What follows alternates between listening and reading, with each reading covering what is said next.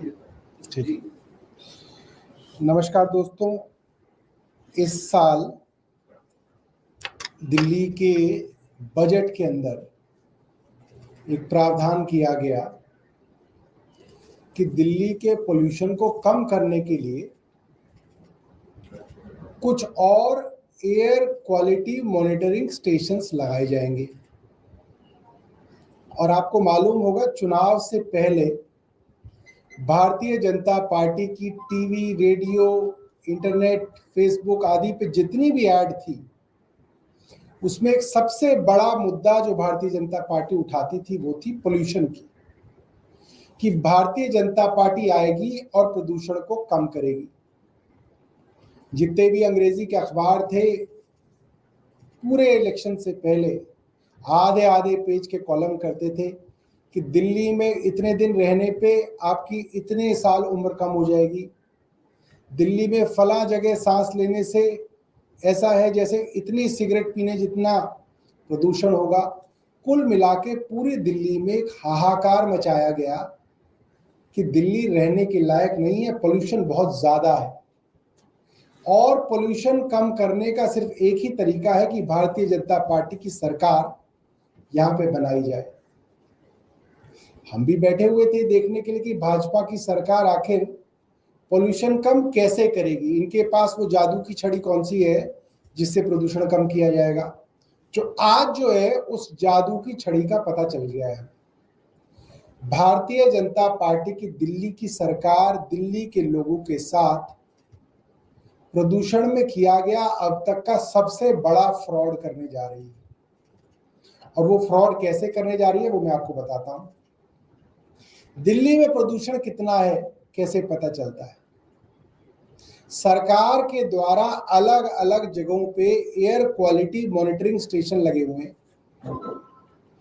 40 air quality monitoring station है। दिल्ली की आबादी और यहाँ की टोपोग्राफी के हिसाब से, लैंड यूज के हिसाब से कुछ air monitoring system residential area में लगे हैं, कुछ इंडस्ट्रियल एरिया में लगे हैं, कुछ कमर्शियल एरिया में लगे हैं, कुछ ग्रीन एरिया में लगे हैं। कि भाई जितना ग्रीन एरिया उसके हिसाब से उस अनुपात में ग्रीन एरिया में लगे हैं, जितना इंडस्ट्रियल एरिया उस अनुपात में इंडस्ट्रियल एरिया में लगे हैं। फ्रॉड भारतीय जनता पार्टी पहले 2 महीने में ही जो करने वाली है वो ये है, बल्कि कर चुकी है वो ये है, इन्होंने चुन चुन के 6 लोकेशन ढूंढी है जो हरी भरी हैं, लगा दिए हैं। कहाँ? अब आप भी सोचेंगे कि दिल्ली में हरियाली कहाँ पे है? सेंट्रल रिज चले जाओ, जो मालचा महल है, अंदर जाके जो अर्थ स्टेशन है सिविल लाइंस के पास, वहां पे एक एयर क्वालिटी मॉनिटरिंग सिस्टम लगा दिया। वहां कौन रहता है भाई? एक जेएनयू के अंदर जाके, जहां चारों तरफ हरियाली है, जेएनयू में जाके लगा दिया। एक इग्नू में जहां पीछे मेधाड़ी का जंगल है वहां पे लगा दिया। एक जो है अक्षरधाम का कॉमनवेल्थ स्पोर्ट्स कॉम्प्लेक्स है यमुना के किनारे, वहां कोई आता जाता नहीं है, एक वहां लगा दिया। एक जो है ढूंढा नजफगढ़ में जो एनएसयूटी का कैंपस है, पूरा हरा भरा है, आप उसके चारों तरफ हरियाली है, कोई जो है ज्यादा वहां पे पोल्यूशन के लिए ना आबादी है, ना गाड़ियां हैं, ना पोल्यूशन है, एक जाके वहां लगा दिया। तो 6 ऐसी जगह ढूंढी हैं जहां पे पोल्यूशन वैसे नहीं है और वहां पे जाके एयर क्वालिटी मॉनिटरिंग स्टेशन लगा दिए। किसको बेवकूफ बनाने के लिए? दिल्ली की अपर मिडिल क्लास को मूर्ख बनाने के लिए काम किया गया है। अब एक उदाहरण के तौर पे मैं आपको बता दूं, कल का वजीरपुर इंडस्ट्रियल एरिया का जो AQI था, जो वहां पे मॉनिटरिंग स्टेशन लगा हुआ था, वो थी उसकी वैल्यू 373। रोहिणी का जो रेजिडेंशियल एरिया है वहां की AQI थी 334। और मैं जंगल की बात नहीं कर रहा, मैं रिलेटिवली जो खाली एरिया होते हैं जहां पे वाहन कम होते हैं, जैसे कि मंदिर मार्ग के ऊपर जो मॉनिटरिंग स्टेशन लगा हुआ है वहां पे AQI है 156, यानी कि आधी से भी कम।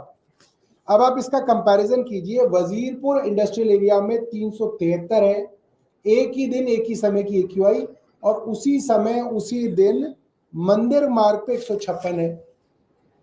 तो इसका मतलब अगर आप जंगल में मालचा महल में लगा दोगे तो वहां तो 80 होगी। तो आपने 373 को नीचे लाने के लिए और काम तो कोई किया नहीं, आपने जाके हरी भरी जगहों पे मॉनिटरिंग स्टेशन लगा दिए। अब अगला कदम क्या होगा? जहां ज्यादा हैवी पोल्यूशन है, सड़क के किनारे, इंडस्ट्रियल एरिया में, उसको खराब कर देंगे। वो खराब हो जाएगा और वो खराब ही रहेगा, पूरे पोल्यूशन के समय वो खराब रहेगा, तो एवरेज और कम आ जाएगी। और अंग्रेजी अखबार के अंदर हेडलाइंस आएंगी, रेखा गुप्ता की 3 इंजन की सरकार ने चमत्कार किया। और दिल्ली का पोल्यूशन जहां पे AQI 350 होती थी, वो घट के 150 हो गई। दिल्ली वाले भी लंबी लंबी सांस लेके कहेंगे, एडिटर हाँ यार फर्क तो पड़ गया, साफ हो गई है। और फिर वो छापना बंद हो जाएगा, और जो है आपके बच्चे फिर उस सांस में खुशी से सांस लेंगे, उस हवा में खुशी से सांस लेंगे, क्योंकि जो है पोल्यूशन कम हो गया। तो ये और किसी के लिए नहीं, दिल्ली वालों के बच्चों के स्वास्थ्य के खिलाफ एक क्रिमिनल कॉन्स्पिरेसी है। ये कोई छोटा मामला नहीं है, ये आपराधिक मामला बनता है। और आपराधिक मामला इसलिए बनता है क्योंकि आप दिल्ली की जनता को उनके स्वास्थ्य को लेके मैनिपुलेट कर रहे हो, जबकि आपको मालूम है कि पोल्यूशन ज्यादा होगा। आप दिल्ली की जनता को बेवकूफ बनाओगे और कहोगे कि पोल्यूशन कम है, ताकि अगर वो कोई एहतियात और कोई प्रिकॉशन भी लेना चाहे तो वो ना लें, क्योंकि उनको लगेगा पोल्यूशन तो कम हो गया दिल्ली का। दूसरी बात, क्या ये मनजिंदर सिंह सिरसा जी के घर की पंचायत है कि वो तय कर सकते हैं कि कहाँ पे एयर क्वालिटी मॉनिटरिंग सिस्टम लगेगा? क्या कोई मंत्री तय कर सकता है? क्या कोई अफसर तय कर सकता है? फिर तो आप अपने ड्राइंग रूम में लगवा दो, 7 मंत्री हैं, सातों अपने अपने ड्राइंग रूम के अंदर एयर प्यूरिफायर लगा लो और एक एक स्टेशन अपने अपने ड्राइंग रूम में लगा दो। सीधा ही AQI 50 पे लाके खत्म कर दो, बात ही खत्म हो जाएगी। ऐसा नहीं किया जा सकता। ये कोई फुलेरा की पंचायत नहीं है कि आपका मन किया, आपने जहां चाहे वहां पे एयर क्वालिटी मॉनिटरिंग सिस्टम लगा दिया। इसका एक सेट साइंटिफिक मेथड होता है। मैं सवाल करना चाहता हूं मुख्यमंत्री जी से, किस अफसर ने तय किया कि ये मॉनिटरिंग स्टेशन यहां पे ग्रीन एरिया में लगाए जाएंगे? उस अफसर का नाम सरकार बताए। उस अफसर ने ये किस आधार पे तय किया? कोई तो स्टैंडर्ड्स होंगे, जनरली CPCB की गाइडलाइंस होती हैं जिसके आधार पे तय किया जाता है कि मॉनिटरिंग स्टेशन कहां लगेगा। क्या CPCB की गाइडलाइंस के आधार पे किया गया है? अगर नहीं किया गया है तो आपने उस अफसर पर क्या कार्रवाई की? यदि नहीं की है तो इसका मतलब आपके मंत्री और आपके सरकार की मिलीभगत है, और उस मिलीभगत के चलते आप पूरी दिल्ली को बेवकूफ बनाने के लिए, फ्रॉड करने के लिए ये एक्सरसाइज कर रहे हैं। और इस एक्सरसाइज के अंदर आपने सरकार का करोड़ों रुपया भी बर्बाद किया है। ये आज की प्रेस वार्ता थी। अगर आपके पास इससे जुड़े कोई प्रश्न है तो पूछ सकते हैं। बहुत बहुत धन्यवाद। सौरभ जी, सामान्य रूप से सर्दी के दिनों में जब प्रदूषण बहुत ज्यादा होता है, ये देखा जाता है जो ग्रीन एरिया होता है वहाँ पे एयर क्वालिटी और खराब होता है। जैसे लोधी रोड में अगर आप देखें जाके, जहाँ पार्क है, इतना बड़ा घना एरिया, वहाँ पे अगर एयर क्वालिटी देखें तो वो बाकी दिल्ली का तुलना में और ज्यादा खराब होता है। ऐसा नहीं है कि ग्रीन एरिया में पोल्यूशन नहीं होता है, क्या ऐसा नहीं है कि दिल्ली के ऐसे एरिया में मतलब कोई मॉनिटरिंग होनी ही नहीं चाहिए, ऐसा है क्या? पहली बात, आपको कौन सा मॉनिटरिंग स्टेशन कब खराब करना है वो तो सरकार के हाथ में। जब इंडिया टीवी को पता है कहाँ की वैल्यू ज्यादा आएगी, कहाँ की कम आएगी, तो इंडिया टीवी देखने वाली सरकार को भी पता होगी कि कहाँ पे वैल्यू कम आएगी, कहाँ पे ज्यादा आएगी, तब वहां का बंद कर दिया जाएगा, बाकी चला दिया जाएगा। तो हर समय के हिसाब से अब मॉनिटरिंग स्टेशन लगा दिए गए। दूसरी बात, आपके शहर में जितने अनुपात में ग्रीन एरिया होगा उसी अनुपात में तो आप वहां लगाएंगे। मैं नहीं जानता कि सर्दियों में क्या होगा। कल की वैल्यू मैं आपको बता रहा हूं, कल की वैल्यू मैंने आपको बताई, वजीरपुर के अंदर 373 है और मंदिर मार्ग में 156 है। वजीरपुर इंडस्ट्रियल एरिया और मंदिर मार्ग में क्या फर्क है आप जानते हैं। मंदिर मार्ग एक ऐसा रेजिडेंशियल एरिया जहां पे एनडीएमसी के एरिया होने की वजह से आबादी एक नियंत्रित आबादी है, वाहनों की ज्यादा आवाजाही नहीं है, इसलिए वहां पे पोल्यूशन कम है। इंडस्ट्रियल एरिया है, हेविली डेंस है, वहां पे पोल्यूशन ज्यादा है। और बीच में मैं आपको एक रोहिणी का भी जिक्र बता दूं, रोहिणी जो है डेंसली पॉपुलेटेड एक रेजिडेंशियल एरिया है, वहां पे 334। तो ये जो है कौन सा एरिया आप चुनेंगे उसके ऊपर है।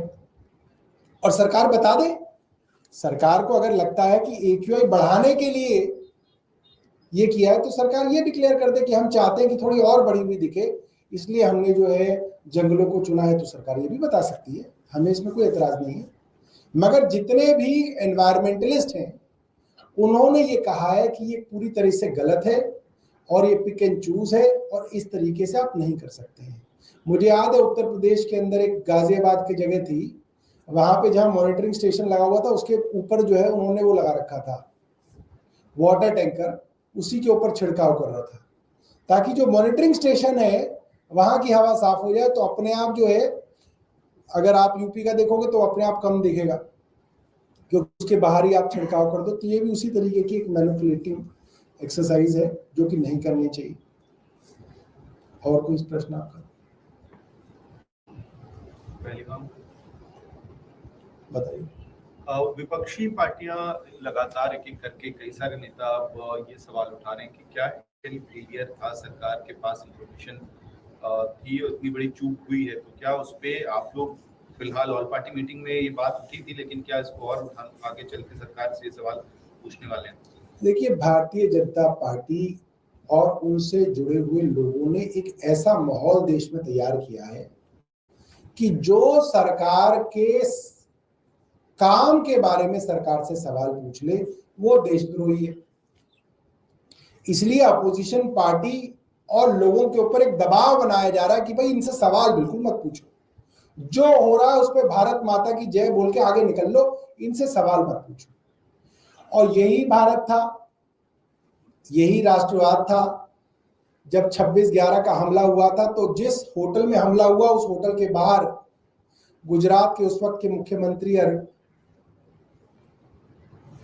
नरेंद्र मोदी जी सरकार से सवाल कहते थे और कहते थे कि केंद्र सरकार कमजोर है इसलिए हमले हो रहे हैं।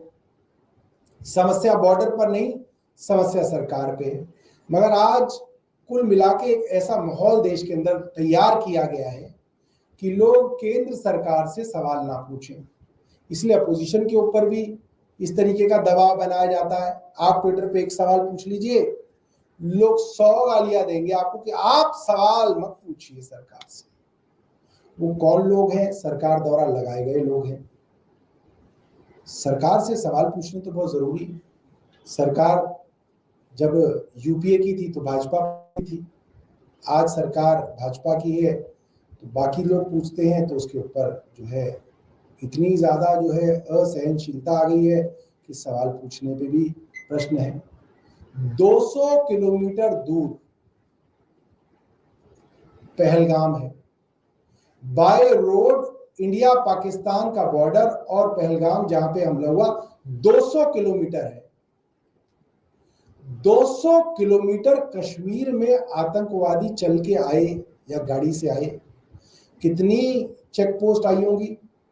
बीएसएफ भी आई होगी, सीआरपीएफ भी आई होगी, फौज भी आई होगी, जम्मू कश्मीर पुलिस भी आई होगी, रॉ भी है, आईबी भी है, इंटरनल इंटेलिजेंस भी है।